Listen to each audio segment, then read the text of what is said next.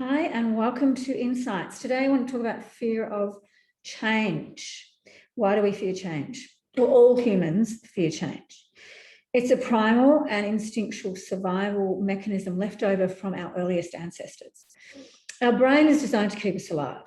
Fear is created by a part of the brain called the amygdala, which is there to scare us into not doing things that could hurt us or have hurt us in the past. Our brain is wired to scan our environment for threat, and when a threat is registered, it signals our nervous system, which activates our fight, flight, or freeze response. The problem is our brain can't actually tell the difference between a real threat or a perceived threat. And in modern life, everything can be perceived as a threat, depending on our own personal conditioning and history. And to our nervous system, change is perceived as a threat. In fact, anything unfamiliar is perceived as a threat to the brain. So things like uncertainty, unfamiliarity, change and growth can all be perceived as a threat to the brain and the nervous system. So all humans suffer from this internal struggle between safety and protection and change and growth.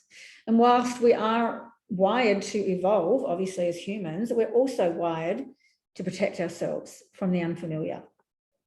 Added to this is the fact that our unconscious mind, which communicates with us through our physical body, also has the job of protecting us and preserving our life. So no wonder we're up against it when we're trying to create growth or change or achieve our dreams. Our wiring is literally against us achieving beyond our current abilities without a lot of effort and overcoming our limitations.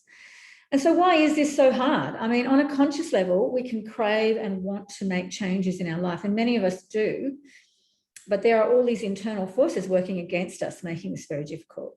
And this is why we can often start off having these great ideas and, challenge ourselves, and we're going to change things about ourselves. And, we set out on that path and we're doing really well and we make some changes and we go for it and we achieve to a certain level, and then all of a sudden, it gets too hard and we find ourselves back where we started. We start to procrastinate, we dabble, we give up because it's just easier to stay the same.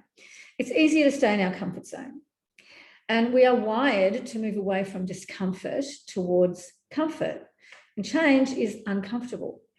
So it just makes sense that that's what's going to happen. Or that's what's easier anyway, is to stay in the comfort zone. Our brain has no frame of reference for things in the future that haven't happened yet, for things that are uncertain. So it will scan for things in the past that may have happened to us to create that frame of reference.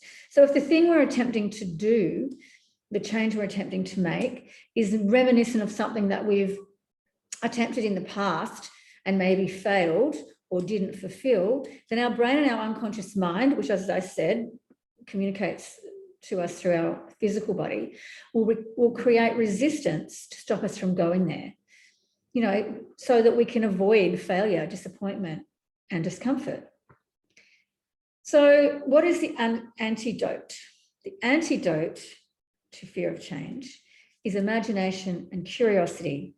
The antidote is our ability to dream and challenge ourselves. Fear of change can be neutralized if we understand the unconscious forces working against us. But first we need to uncover and identify and acknowledge the parts of the unconscious, our unconscious mind, that are limiting us, and the fears that are there holding us captive, keeping us in our comfort zone. We all have the ability to change everything about ourselves. We have the ability to change our neural pathways in our brain, our limiting beliefs. We can change our old identities, and we can neutralize fear of change. We can take back our power. We just haven't been taught how. We were never taught how. We were taught to be powerless. And, we need to challenge this. There's new education and new knowledge now that is available, which is what I'm hopefully teaching, that will teach us how to overcome our fear of change. And, when the discomfort of staying the same outweighs the fear of change, we will change. This happened to me. I had to get really sick in order to really discover a way to change. But you don't have to do that. You don't have to get sick. You don't have to get burnt out. You know, we can instead use our imagination, our curiosity, going searching outside the square, create a vision for yourself, a vision of a new identity, new circumstances, and new growth. And we can do this at any age. Trust me, I'm well into my 50s, and you don't have to be a young person to do this. So to make change easier and more comfortable, we first have to make the changes internally, in our mind, in our imagination, in our mindset, before we can turn it into reality. And I use techniques like visualization and guided meditation, in particular one called neuro-emotional alignment, to teach the brain and the body, which, as I said, is the realm of the unconscious mind, what the new experience feels like so it can become familiar. We create a new frame of reference for our brain to attach to, and we rehearse it until it feels familiar and safe, until it is no longer perceived by the brain as a threat. So try this. Think of something that you want to change. Create a clear vision of the end result. Ask yourself what's in the way of achieving that, and keep unpacking what's in the way until you get your answers. A good way of doing that is finish this statement. I want this thing, this desired reality, this end result, this true choice, this creation, but. What is your but? Find out what your but is. Find out what's in the way. Uncovering what limiting beliefs are in the way helps to neutralize the power they have to stop you. Then step into the vision of your desired reality or your creation, and familiarize yourself with the elevated emotions of achieving your goal.